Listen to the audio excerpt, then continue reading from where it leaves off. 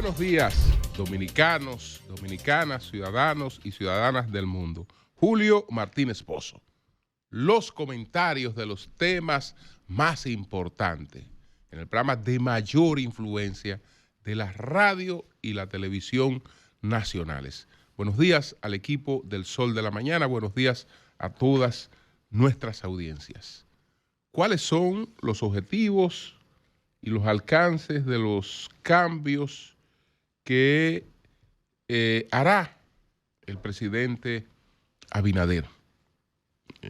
Ese es nuestro tema principal, pero hay muchos otros temas que vamos a abordar en el día de hoy, lamentando mucho tanto el fallecimiento del señor Luis Emilio Bellutini Urbina, un empresario inmobiliario, turístico, venezolano, que desde hace, digamos, unas 2 décadas trajo a la República Dominicana su trayectoria en esa materia, que ya acumulaba bastante experiencia y éxito, e incursionó en inversiones de muy alto nivel, tanto en la parte urbana como en sectores turísticos. Y ahí están los casos de Blue Mall, aquí en Santo Domingo, que Blue Mall Punta Cana, inversiones en Puerto Plata y en otros lugares, todas de muy alto nivel, y era una persona que realmente apreciaba, valoraba mucho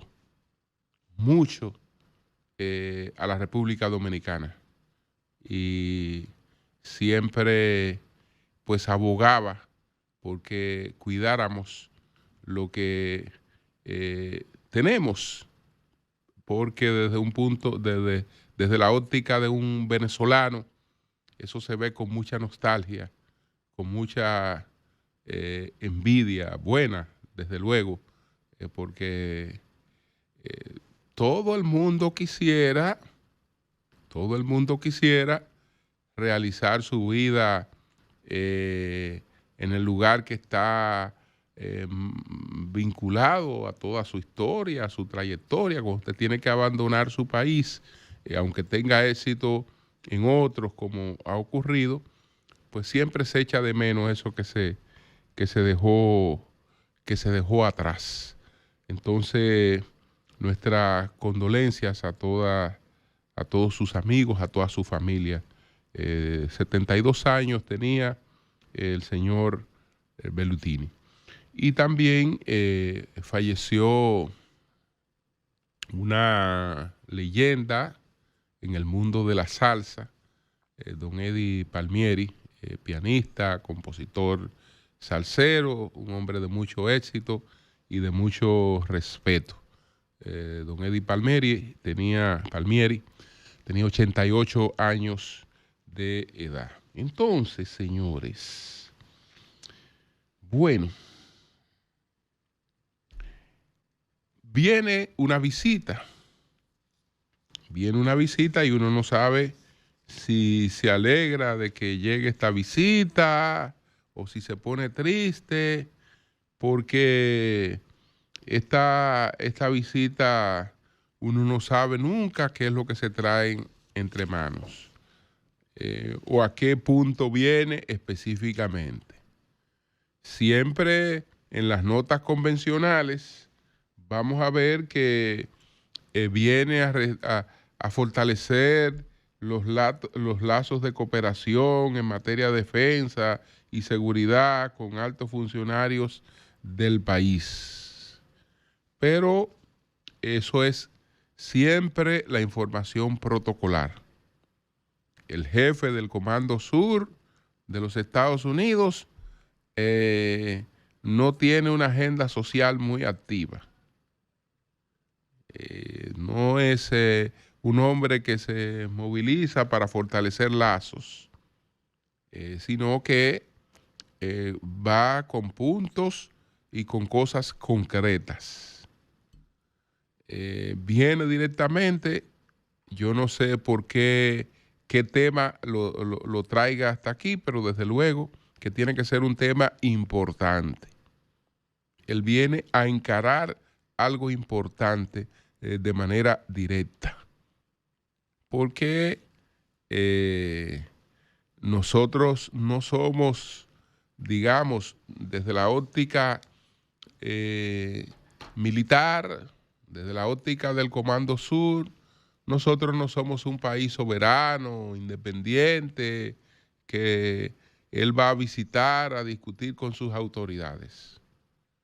No, ese señor se mueve con órdenes, se mueve con reprimendas, se mueve con reproches, se mueve con algo, porque es un jefe y viene en esa condición. Y no esta vez, sino siempre ha sido así.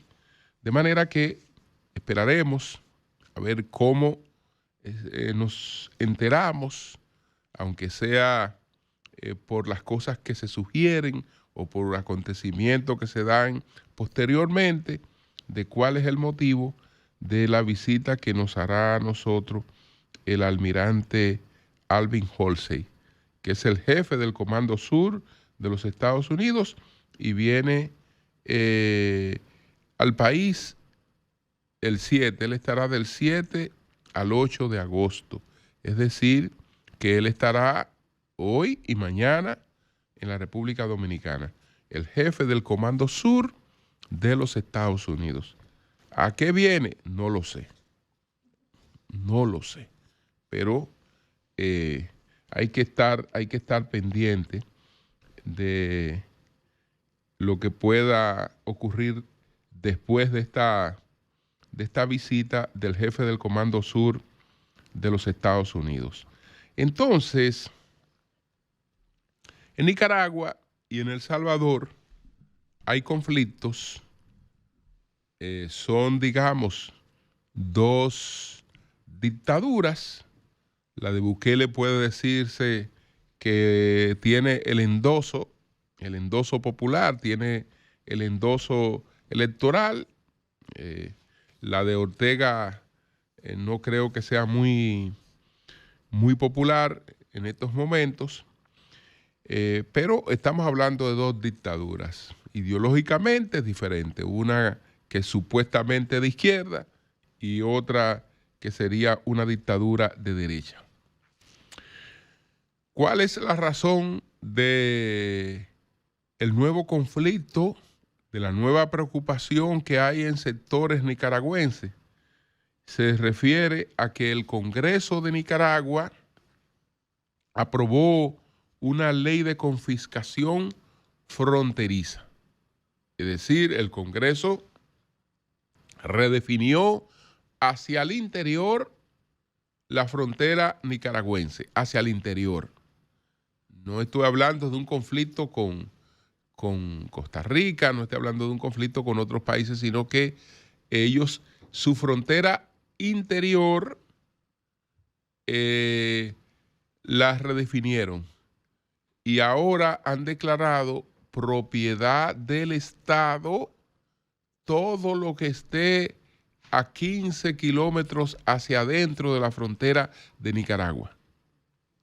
Entonces, eso implica que el Estado se apodera de una gran cantidad de territorio. Estamos hablando de que con esa medida el Estado se apropia de 18,000 kilómetros cuadrados, de unos 1.230 kilómetros de frontera. Esto por supuesta seguridad nacional, por lo que fuere. Entonces, es un atentado contra la propiedad, porque muchas de estas cosas no era que toda era privada, pero sí, una parte de esos terrenos han tenido sus propietarios, otra parte corresponde a parques nacionales o a lo que fuere. Esta medida, desde luego, que es la nueva disposición de la dictadura de Daniel Ortega. Todo lo que esté a 15 kilómetros hacia el interior del territorio nicaragüense, en la frontera nicaragüense, pues corresponde al gobierno. Esto fue la llamada ley de confiscación que aprobó el gobierno. Entonces, eso es en Nicaragua.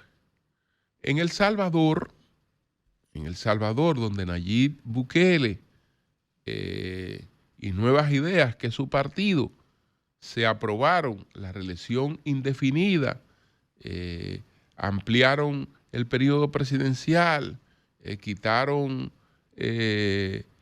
prácticamente anularon la segunda vuelta porque crearon un sistema que decide por mayoría simple. Entonces, esto ha encontrado una oposición en la iglesia. Los partidos están muy debilitados en Nicaragua, pero la iglesia ha censurado esta situación. Entonces, resulta que en una homilía reciente, el arzobispo de San Salvador, José Luis Escobar, pues consideró que los legisladores deben revisar esto, que los legisladores deben volver a discutir ese tema y eliminar lo de la reelección indefinida, porque él sustenta que eso es una afectación contra la institucionalidad. Aprovechó una homilía para hacer críticas muy fuertes a esto. Nayib Bukele lo respondió con un Twitter. ¿Qué quiere decir? Bueno, esto nos habla de que así como en Nicaragua hay una iglesia que ha estado enfrentada al gobierno y reprimida por el gobierno, lo propio pudiera ocurrir en El Salvador, donde la iglesia se la ha jugado. La iglesia se la ha jugado porque esa iglesia es la de Oscar Arnulfo Romero. Es decir, un arzobispo que en los años 80 fue asesinado justamente en una homilía. Entonces hay un precedente de resistencia de la iglesia a estos temas. Y en lo adelante, si este arzobispo, aún a sabiendas de lo que representa Bukele, que ahí no hay nada que pueda oponérsele, que no se arriesgue a la cárcel, que no se arriesgue al exilio, pues sabe cuáles son las consecuencias de esta confrontación. Trump ha apoyado la reelección indefinida del señor Bukele, pero la iglesia católica considera que eso es un daño a la consolidación institucional y que eso debería revertirse, que eso es totalmente distorsionador. Entonces, bueno, eso es en lo que tiene que ver con estos países. Aquí hubo una situación con la visita de un asesor haitiano del Consejo Presidencial Provisional en Haití. Es asesor y miembro del Consejo, Smith Agustín. Entonces, él estuvo en territorio dominicano. El chisme no es de la prensa nacional, como lo resaltaba doña Consuelo ayer, de Novelis, pues es que hizo la revelación de la presencia de este señor en la República Dominicana. Él supuestamente cruzó a resolver algunas cosas puntuales. Dice el gobierno haitiano que lo hizo con la debida autorización de las autoridades dominicanas. De manera que las autoridades dominicanas sabían a qué vino el señor Smith Agustín. Él puntualmente habló de un cruce a Dajabón, pero no era un cruce a Dajabón. Él visitó Santiago y vino a la capital. Y decía de Novelis que las autoridades dominicanas, cuando se percataron de esto, tenían dos preguntas para él. Que por qué había cruzado de manera ilegal y a qué había cruzado.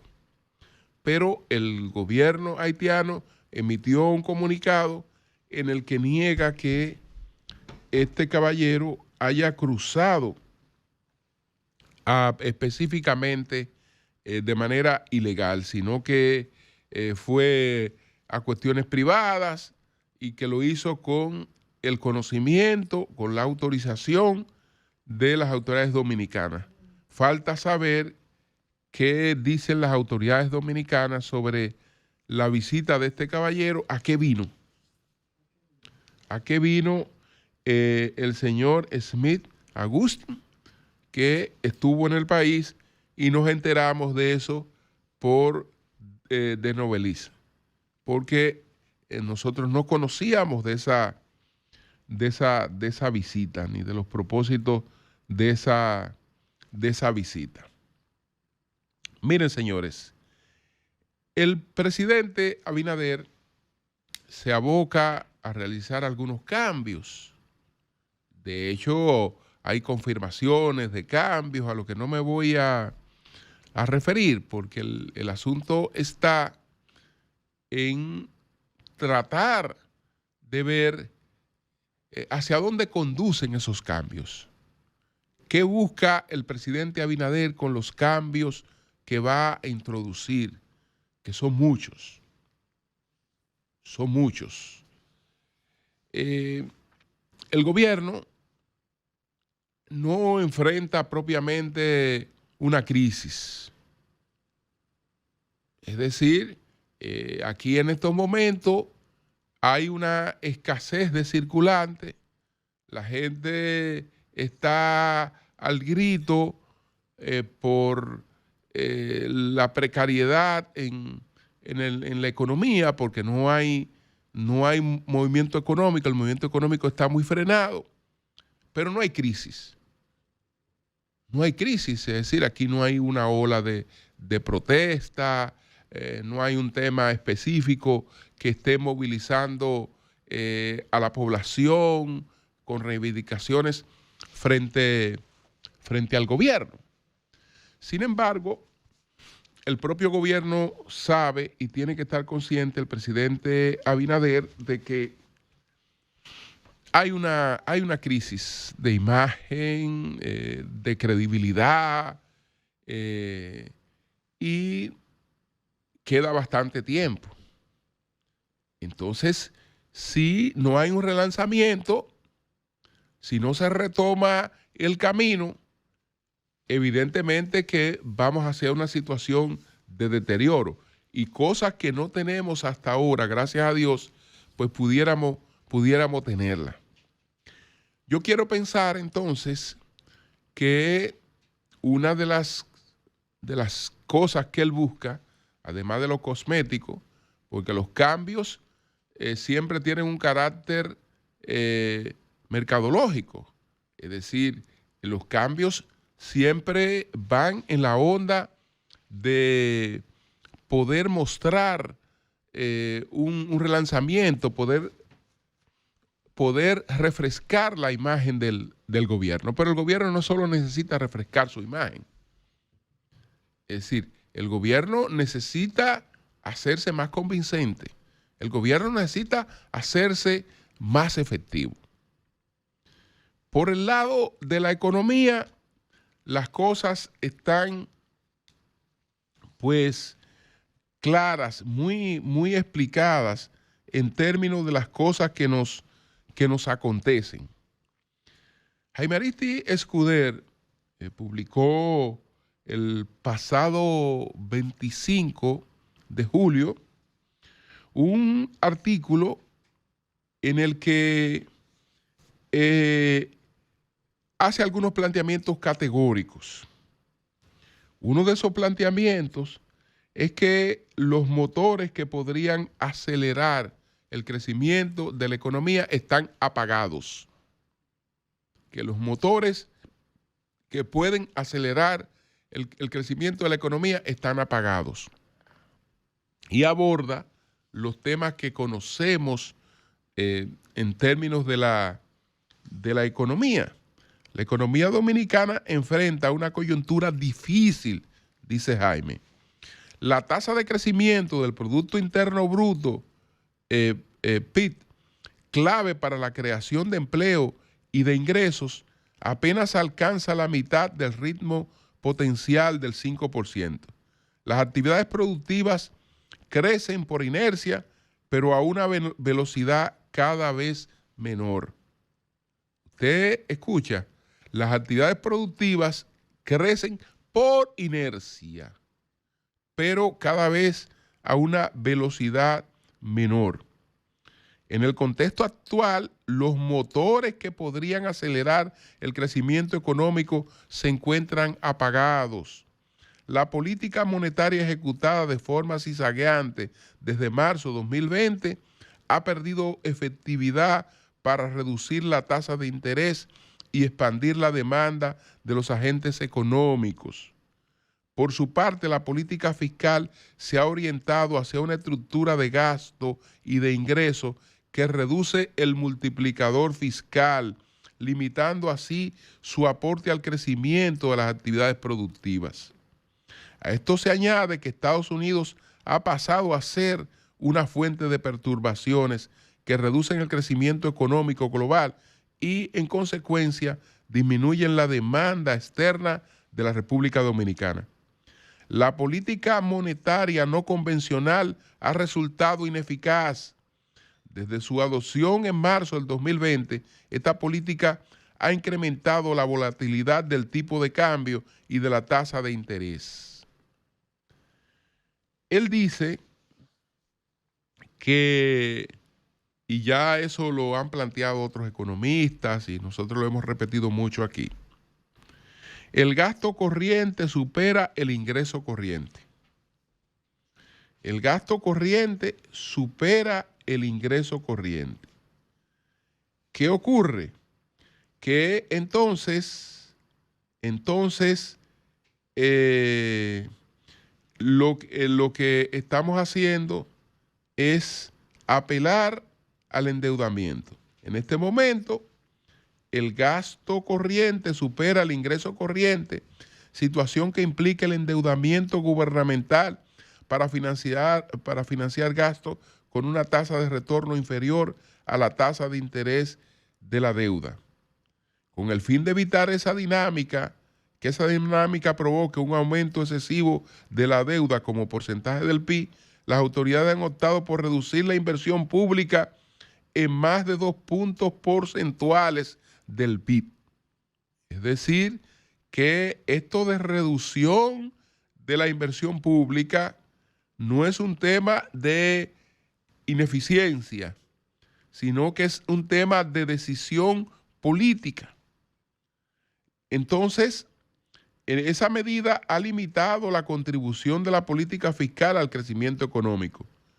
Mejorar el aporte fiscal requiere, entre otras medidas, eliminar o reducir el subsidio eléctrico y los subsidios no focalizados, como el de los combustibles, y a la vez destinar los recursos liberados a ejecutar proyectos de inversión pública con alta tasa de retorno.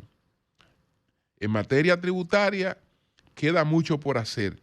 El sistema impositivo vigente es distorsionador, injusto e incapaz de generar los ingresos que corresponden con las tasas y las bases imponibles. Es decir, hay desafíos por el lado de la economía que no se explican solamente con el tema del entorno internacional, de cómo el entorno internacional nos afecta, porque está claro que estamos bajo esas combinaciones. Es cierto que hay un entorno internacional adverso, que hay un entorno internacional de incertidumbre, de todas esas incertidumbres que promueve Donald Trump a cada momento. Ahora está sancionando a la India por comprarle petróleo a Rusia. Está por igual enfrentado a Brasil. En este caso, no es casual que sean dos países BRICS. Pero eso, aunque no son cosas directamente contra nosotros, afectan todas las expectativas de crecimiento de la economía mundial y de los Estados Unidos también, y se suman a estos factores locales. Creo que la onda de esos cambios, debe ser la de comunicar una mayor eficiencia. Una mayor eficiencia, porque de lo contrario, el partido gobernante, yo creo que se abocaría a sufrir las consecuencias de que en esta etapa no se introduzcan no solo los cambios cosméticos, sino un cambio de rumbo. Una gobernanza más responsable en términos de las medidas que haya que adoptar para evitar un deterioro futuro. Cambio y fuera.